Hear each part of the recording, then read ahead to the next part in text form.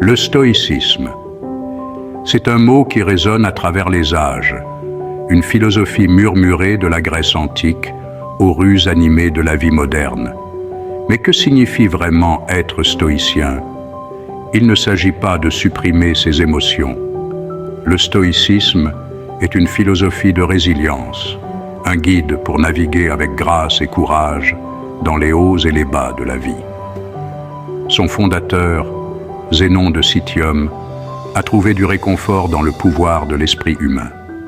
Cette philosophie offrait un chemin vers la paix intérieure. Le stoïcisme nous enseigne que le vrai bonheur se trouve dans nos pensées et réactions. Il fournit un cadre pour cultiver la paix intérieure et la résilience. Au cœur du stoïcisme se trouvent quelques principes fondamentaux.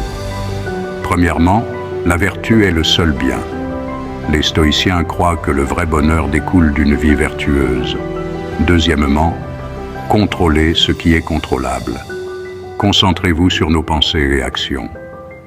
Troisièmement, amor fati, l'amour du destin.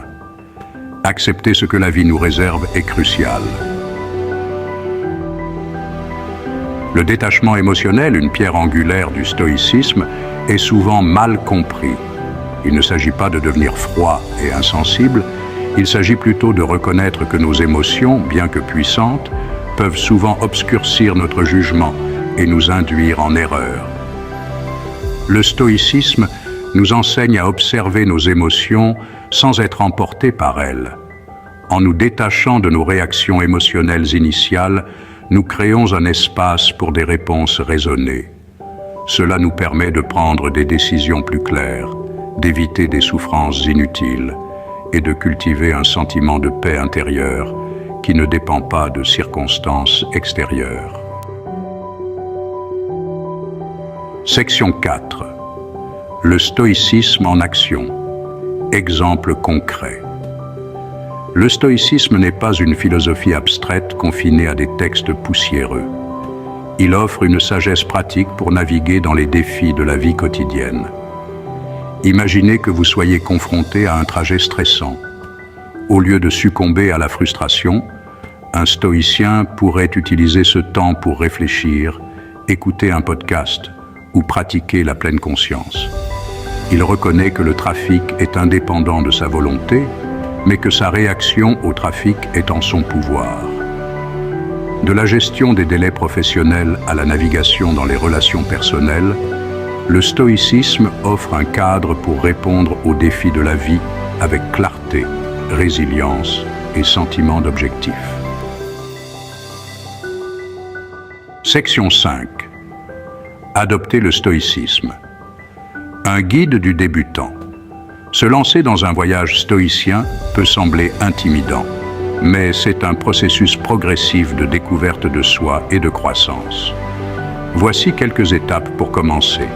Premièrement, étudiez les stoïciens. Plongez-vous dans la sagesse de philosophes stoïciens comme Sénèque, Épictète et Marc Aurèle. Leurs écrits offrent des idées inestimables et des conseils pratiques pour appliquer le stoïcisme à la vie quotidienne. Deuxièmement, pratiquez la pleine conscience et la méditation. La pratique régulière de la pleine conscience et de la méditation peut vous aider à observer vos pensées et vos émotions sans jugement, ce qui permet une meilleure régulation émotionnelle. Troisièmement, la visualisation négative.